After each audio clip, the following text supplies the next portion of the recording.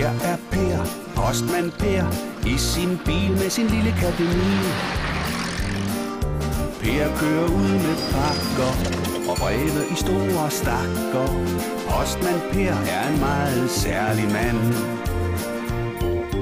Her er Per, postmand Per, i sin bil med sin lille kat Emil. Han hjælper sine venner og alle dem han kender. Postmand Per er en meget hjælpsom mand. Han kører i sin bil med sin kat Emil. Han mødes med et smil, og inden han kommer, måske er der brev til dig. Han banker på og ringer på. Ja, brevet er på vej. Her er Per, postmand Per, i sin bil med sin lille kat Emil. Per er post på landet, men han kan så meget andet. Postmand Per er en meget flittig mand. Postmand Per er en meget elsket mand. Postmand Per er en meget herlig mand.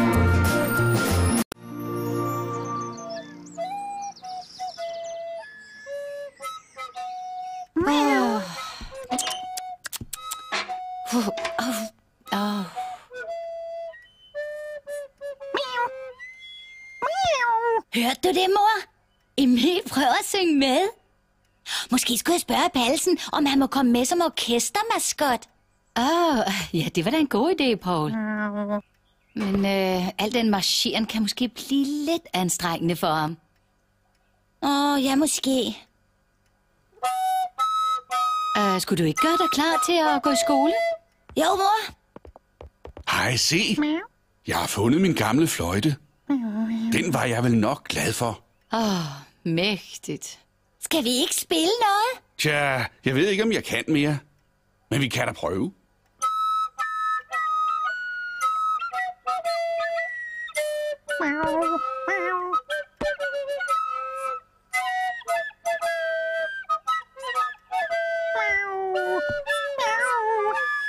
Hør så her, I to. I skal til at skynde jer, ellers kommer Paul for sent i skole. Og jeg må også se at komme afsted, så posten kan komme ud. Kan vi ikke spille senere, far? Jeg kan ikke vente. Men jeg tror, jeg tager fløjten med, hvis jeg nu skulle få en lille chance for at øve mig undervejs. Så. Er der plads til resten af posten, Per? Ja, nu skal jeg tage den. Sådan. Kom så, Emil. Nu må vi afsted.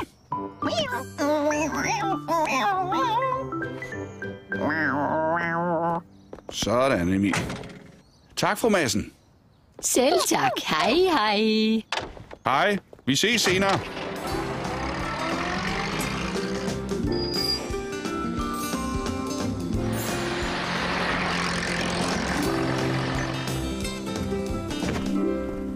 Hvad, skal jeg hjælpe dig med at få kassen her ind i dit værksted, Teddy? Nej tak, Per. Jeg klarer den. Det er min, Emil. Det er ikke legetøj. Jeg vidste ikke, at du sådan kunne spille fløjte, Per. Det er også længe siden, jeg har gjort det. Jeg har fundet den frem, så jeg kan holde Paul med selskab, når han øver sig til Grønnedals marchorkester. Giv os et trut. Jeg ved ikke. Kom nu. Du ved, jeg elsker at høre fløjte.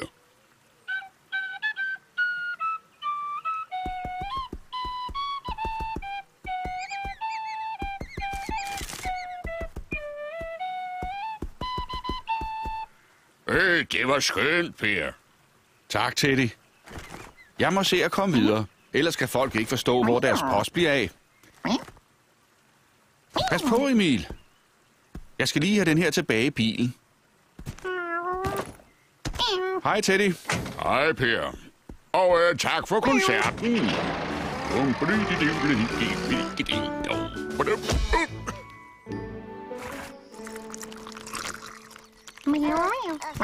Flyt dig lidt, Emil. Jeg kan jo ikke få fat i brevene til caféen, når der hele tiden går i vejen.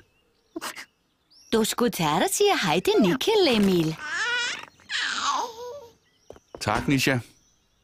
Værsgo. Tak, Per.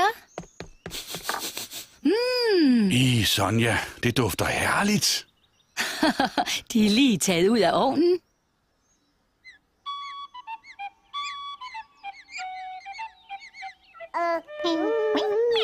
Ja, Nikkel. Du kan da få en til din mælk. Bare jeg havde tid til en. Jeg gemmer en, til du kommer hjem fra din runde. Det lyder godt. Kom så, Emil. Nu må vi afsted. Jeg ved ikke, hvad der stikker der i dag. Kom nu, Emil. Mors, mors, mors. Mors, mors, mors. Mors, mors, mors. Og bacon. Og drej. Og hele regimentet drej. Nej. Herr Pallesen, jeg spillede på mine bongotrummer. Du skulle være drejet. Holder mere bombet ind i os. Du flyttede dig jo ikke. Så, søde børn. Tag det nu roligt. Vi prøver igen. Værsgo, herr pastor.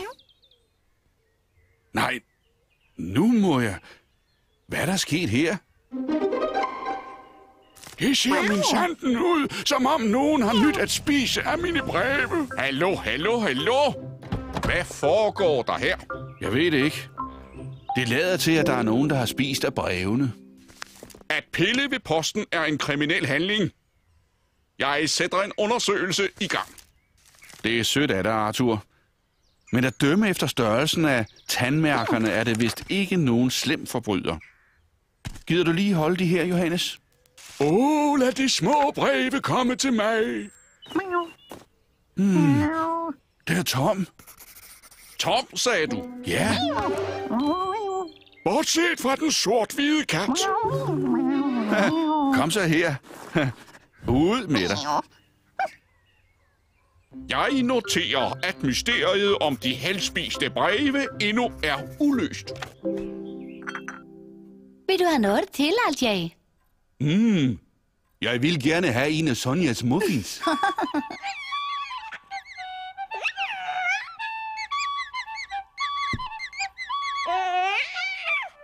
Hvad gør der, Nikkel? Hvad er der, lille mand? Han er sikkert træt. Du ser efter Nikkel, så finder jeg en muffin. Tak, Sonja. Jeg læser lidt for ham for at berolige ham. Rottefingeren er hans yndlingsbog. Der var engang en rottefinger, som havde en magisk fløjte. Værsgo, Ajay. Tak, Sonja. Det siger Hvad er det? Nej, der er nogen, der har taget en bid af din muffin. Hvordan kan det sket? Hvordan går det med orkestret? Vi er vist stadig lidt usikre. Måske kræver jeg alligevel for mad, når jeg vil have dem til at marchere og spille på én gang. Nej, ikke igen. Herr Pallesen, påstøtte ind i mig. Ham og Mia spillede altså forkert. Ej, det er altså uretfærdigt. Det var dig. Nej, dig. Tag dig af de små børn, herr Pallesen, og alting vil blive godt til sidst. Du trådte mig over tæerne. Det er bare dine fødder, der er så store. Og jeg kan se, at de virkelig lider, så jeg overlader det til dig. Jeg troede, det kunne være tandmærker, men det lyder for underligt. Kan du regne ud, hvad det ellers kan være? Nej, piger. De er mærkeligt. Vil du lige se der? Hvordan i alverden er det sket? Emil, kom her. Emil?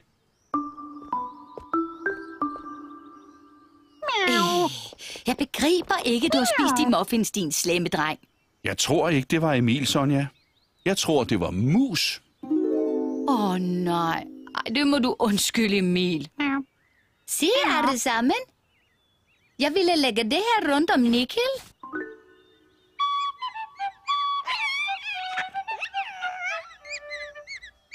Jeg tænkte det nok. Markmus. Nu ikke så hurtigt. Arme dyr, de må være fortabt. Jeg tror, de er rædselslagne. I det mindste har vi løst mysteriet. Nu må vi finde en måde at få dem hjem igen. Jeg tror, jeg har fået en idé. Men jeg skal bruge en stor kasse. Og jeg ved lige, hvor vi kan finde en. Vil du gerne øve dig? Ikke spor sjovt mere. Overhovedet ikke. Det er uretfærdigt. Alle tror bare, at vi ikke er gode. De ville da også synes, det var hårdt, hvis de var op foran. Og når musene spiser osten, trækker de i det reb, så nettet falder ned over dem. Nettet griber kæppen, som trækker i den her.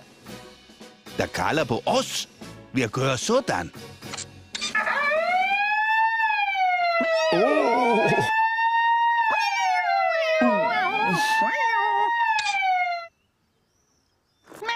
Hvem skulle have troet, det ville være så kompliceret at prøve at fange et par små mus, Emil? Men på den måde bliver det i hvert fald ikke såret. Du har gjort et godt stykke arbejde, Ajay. Godt klaret. Lad os gå ind og få en kop te.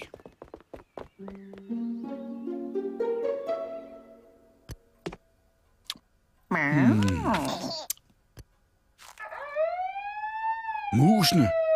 Afsted med os. Min Gud, hvad har jeg dog gjort? Hvad er det, der sker, far? Så.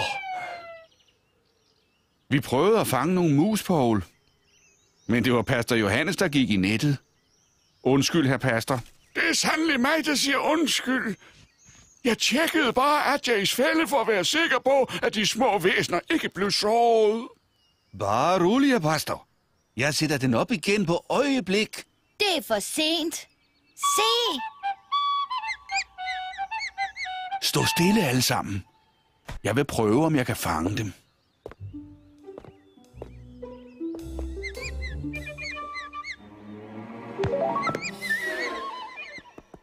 Her, du tabte en lille fløjte. Tak, Mia. Jeg tror, Nikhil vil have din fløjte. Nej, Sonja. Han drog Per af rottefingeren. Hvem er det? Det var ham i eventyret, der ville hjælpe sin fløjte, lukkede rotterne ud af byen. Ja, rottefingeren. Gad vide.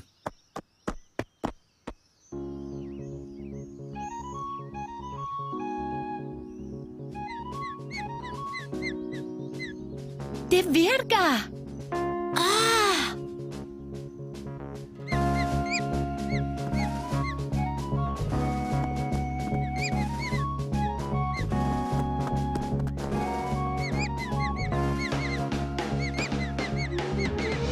Hvis du gerne vil hjem, så følg blot musikken og gå lige frem.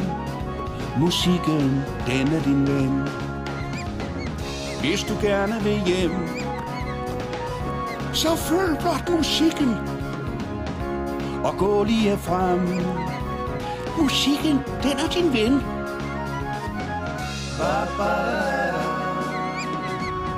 Så følg blot musikken. Musikken fører dig hjem.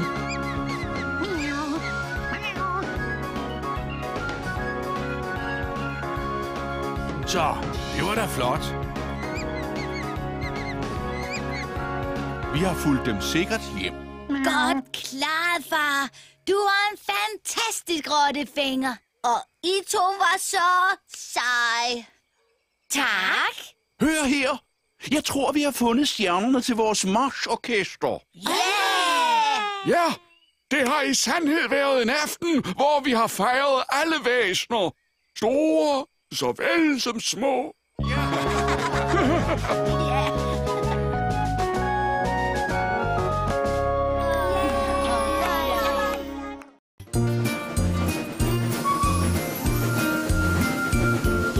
Her er Per, postmand Per, i sin bil med sin lille kat Emil.